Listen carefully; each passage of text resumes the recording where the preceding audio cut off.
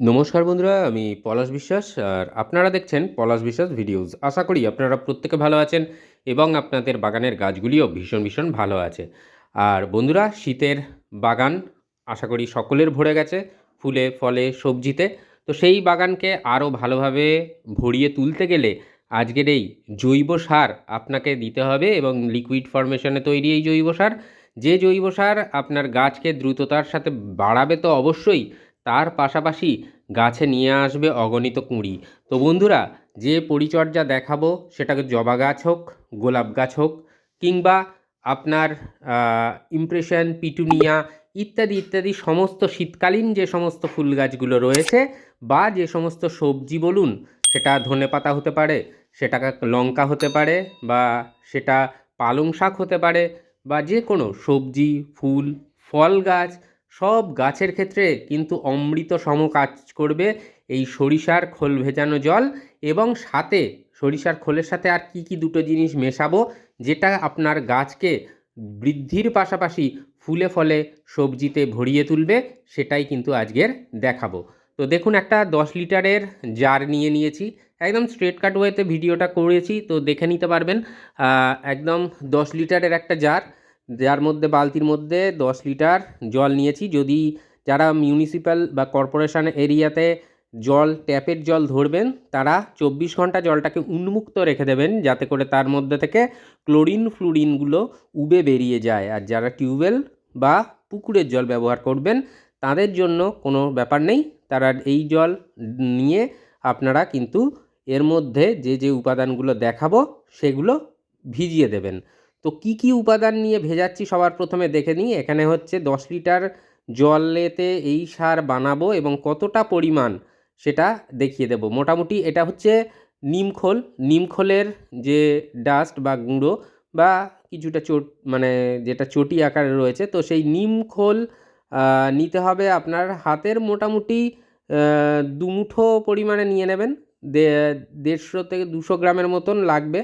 তো যাই হোক, এরকম 2 মুঠো পরিমাণে আপনারা নিমখোল নিয়ে নেবেন, যেটা কিনা পচবে সরিষার খোলের সাথে, একই সাথে এর পচন দরকার। তো যাই হোক, মোটামুটি এই নিমখোল নেওয়া হলো। 200 থেকে 250 গ্রামের মতন নিতে পারবেন আপনারা 10 লিটার জলের মধ্যে। তার পাশাপাশি যে কাজটা বা যে সারটা নিতে হচ্ছে, সেটা হচ্ছে সরিষার খোলের গুঁড়ো। সরিষার খোলের গুঁড়ো আপনাকে নিতে হবে মোটামুটি হাতের 2 মুঠো নিয়ে নেবেন। মোটামুটি 250 মতন হলে ঠিক আছে। 250 গ্রামের মতন, 200-250 গ্রামের মতন সরিষার খোলের গুঁড়ো আপনারা কিন্তু এই ভেজানোর ক্ষেত্রে ব্যবহার করে দেবেন। দেখুন, 2 ধরনের পাওয়া যায়। একটাই মানে যেটা বড় বড় চোকলা চোকলা আকারে, চটি আকারে যেটা সরষের খোল পাওয়া যায়, আর একটা গুঁড়ো পাওয়া যায়। আমি গুঁড়োটা এই কারণে নিই, কারণ আমি বিভিন্ন পরিচর্যায় দেখাই আপনাদেরকে যে জাস্ট যেটা সরিষার খোলের গুঁড়ো শুকিয়ে নিয়ে, রোদ্রে শুকিয়ে নিয়ে 1 সপ্তাহ পরে আপনারা যদি গাছে টবের মাটিতে ব্যবহার করেন, তাহলে সেটা ভালো হয়। তো সেই জন্য এটা আনা রয়েছে। নাহলে সরিষার মানে যে চটি, যে বড় বড় চোকলাগুলো থাকে, সেগুলোই আনি ভেজানোর জন্য বা পচানোর জন্য। তো যেটাই হোক না কেন, মোটামুটি নিয়ে নেবেন 200 থেকে 250 গ্রামের মতন 10 লিটার জলের জন্য, ঠিকঠাক আছে। তো এইবার এই যে নিমখোল এবং সরিষার খোলের যে দুটো মানে এই দুটো জিনিস বা দুটো উপাদান আমরা 4 দিন ভিজতে দেবো বা পচাতে দেবো। সেটাও আবার কোন জায়গায় রাখতে হবে, যেখানে রোদ পড়বে না সরাসরি, যেখানে আপনার মানে ঠান্ডা ঠান্ডা একটা মানে ওয়েদার থাকবে, সেই রকম জায়গায়, ছাওয়া জায়গায় আপনারা এটাকে মুখ ঢেকে আটকে রাখবেন। তো এই ক্ষেত্রে আরেকটা কথা বলি, যদি মাটির কোনো মানে অনেকের বাড়ি কুঁজো আছে বা কলসি আছে বা জালা আছে, তার মধ্যে যদি করেন না, এই জিনিসটা দুর্দান্ত রেজাল্ট হবে। মানে মাটির পাত্রে, যদি এই প্লাস্টিকের বালতির পাত্রের বদলে যদি মাটির পাত্র ব্যবহার করেন, তাহলে কিন্তু জিনিসটা আরও ভালো হয়। তো যাই হোক, সেটা নেই, কিছু করারও নেই, তাই এই ঢাকনা দিয়ে আটকে রাখলাম। তো এরপর 4 দিন পরে আসছি, ঢাকনাটাকে খুলবো এবং দেখব গাছের মানে খোলটা পচে বা কীরকম ডিকম্পোজড হয়েছে, সেটা নিজেরাই দেখে নিতে পারবেন। তো দেখুন, ঢাকনাটা খোলার পরে ডিকম্পোজড কীভাবে হয়ে গেছে সেটা বুঝতেই পারছেন। তো এই নিম খোলটা দেওয়ার ফলে কি হয়, যে সরষের খোল পচার জলের যে একটা দুর্গন্ধ বেরোয়, সেটা কিন্তু প্রায় 90% কমে যায় এই নিম খোলটা ভেজালে, এর সাথে সরিষার খোলের সাথে। তো এর ফলে এটা একটা ভালো দিক, মানে আমাদের দিক থেকে, যে গন্ধটা অতটা হয়তো নাকে লাগে না। তো দ্বিতীয় যেটা হয় যে আপনারা যখন এই দ্রবণটা মাটিতে দেবেন তখন কিন্তু নিউট্রিশন তো যোগাবেই গাছকে, তার পাশাপাশি কিন্তু যে তেতো ভাবটা থাকার ফলে মাটির মধ্যের যে সমস্ত পোকামাকড় বা গাছ যেটা নেবে কিছুটা মানে তিতো দ্রবণ মানে তারা খাচ্ছে, সেই জন্য গাছেরও মধ্যে পোকামাকড়ের লাগার প্রবণতাটা অনেকটাই কমে যায়। এবারে যেটা ভিডিওতে, অন্যান্য ভিডিওতে বলি গাছের পরিচর্যার, যে 1 কাপ জল নেবেন, তার সাথে 3 কাপ সাধারণ জল মেশাবেন, সেটা আজকে দেখাচ্ছি। এই যে 1 লিটার আমি এর মধ্যে থেকে, এই দ্রবণের মধ্যে থেকে সরিষার খোল পচা জল 1 লিটার আমি তুলে নিলাম। এর সাথে যে পাত্রে দেখছেন, এই পাত্রেরই আমি আরও 3 লিটার সাধারণ জল মেশাবো। একদম পাতলা করে মেশাতে হবে বন্ধুরা। তো একদম পাতলা করে গাছে দিতে হবে। তার কারণটা হচ্ছে, এটা আমরা সপ্তাহে 2 বার থেকে 3 বার অবধি যারা দিতে পারি, সেই জন্য এই ব্যবস্থাপনা। তাহলে বুঝতে পারছেন, এই যে 1 লিটার এই কন্টেনারের নেওয়া হলো সরিষার খোল পচা জল, আর 3 লিটার নেওয়া হলো টিউবওয়েলের জল বা যে কোনো জল, সেটা 3 লিটার নেওয়া হলো। তাহলে বুঝলেন যে কত 4 লিটার টোটাল এই দ্রবণটা তৈরি হয়ে গেল, এবং পাতলা হয়ে দেখুন কীরকম জায়গায় দাঁড়িয়েছে। এই রকমভাবে যদি আপনারা গাছকে খাওয়ান বন্ধুরা, এই রকমভাবে তরল, তাহলে কিন্তু এই গাছ দেখবেন যে রেজাল্ট অনেক ভালো পাবেন। তো এরপরে যেটা বলেছিলাম, 2টো উপাদান মেশাবো বলেছিলাম সরিষার খোলের সাথে। তো এটা হচ্ছে কফি পাউচ। তো এটা হচ্ছে ৳2 দামের একটা কফির পাউচ। এটা আমরা কিন্তু এই একটা পাউচ, এই ৳2 দামের যে পাউচ বিক্রি হয়, সেইটা 1 পাউচ কিন্তু আমরা এর মধ্যে এই সরিষার খোল এবং নিম খোলের যে মিশ্রণ, তার মধ্যে জল মিশিয়ে, যেটা টোটাল 4 লিটার তৈরি হয়েছে, তার সাথে এটা আমরা দিয়ে দেবো।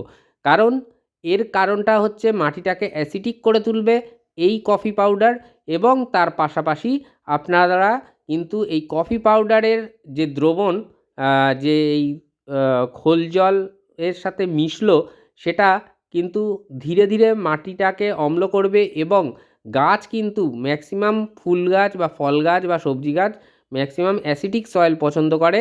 মাটির পিএইচ ভারসাম্যটাকে কিন্তু নিয়ন্ত্রণ করবে এই কফি মিশিয়ে দেওয়ার ফলে। তো বন্ধুরা, এবার কতটা পরিমাণে দেবো, কতটা পরিমাণে দেবো এটাকে, এই যে জলটা দেখছেন বা তরলটা যেটা বানানো হলো দ্রবণ, এটাকে যদি আমরা এই 1 লিটারের মানে কন্টেনারটার মধ্যে পুরো ভরি, তাহলে 250 এমএল করে যদি আমরা দিই, তাহলে কিন্তু 4টে টব, 10 বা 12 ইঞ্চি 4টে টব আমরা দিতে পারবো। তো দেখুন এই ডালিয়া গাছটা, ডালিয়া গাছেতে আমি দিয়ে দিলাম। তো মোটামুটি এরকম 200-250 এমএল করে আমরা কিন্তু প্রত্যেকটা গাছে দিয়ে দিতে পারবো। মানে 2টো গাছ 500 এমএল জল। আ তো সেই ক্ষেত্রে আরও 2টো 500 এমএল। তো হিসাবটা বুঝতে পারলেন আশা করি, যে 4টে টব আমি কিন্তু 1 লিটার জলে ভরিয়ে দিতে পারবো বা গাছকে দিতে পারবো। তাহলেই দেখবেন বন্ধুরা যে প্রচুর পরিমাণে আপনার গাছ বৃদ্ধি পাচ্ছে, এবং প্রচুর ফুল আপনার গাছ কিন্তু আপনাকে উপহারস্বরূপ দিচ্ছে। এবারে বলি এটা কতদিনের ব্যবধানে দেব। এটা আমরা সপ্তাহে 2 বার থেকে 3 বার দিতে পারি। আর ব্যবধানটা 1 দিনেরও হতে পারে বা 2 দিনেরও হতে পারে। দেখুন নিজেরাই, যে পলাশ বিশ্বাস আগে যেটা তার বাগানে দেখে বা পরীক্ষা করে সেটাই কিন্তু দেয়। আমি এই দ্রবণটা কিন্তু এইখানটায় দিয়েছিলাম এই গাছগুলোর উপরে। তো দেখতে পাচ্ছেন যে যথেষ্ট কিন্তু ঝোপালো হয়েছে এবং কুঁড়ি চলে এসছে, প্রত্যেকটা গাঁটে গাঁটে কুঁড়ি চলে এসেছে।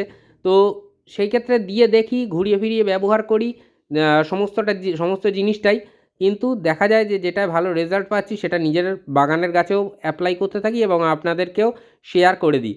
তো এইভাবে করুন পরিচর্যাটা, দেখুন খুব ভালো রেজাল্ট পাবেন। সেই তো সরষের খোল পচা জল গাছে আমাদের দিতেই হয়।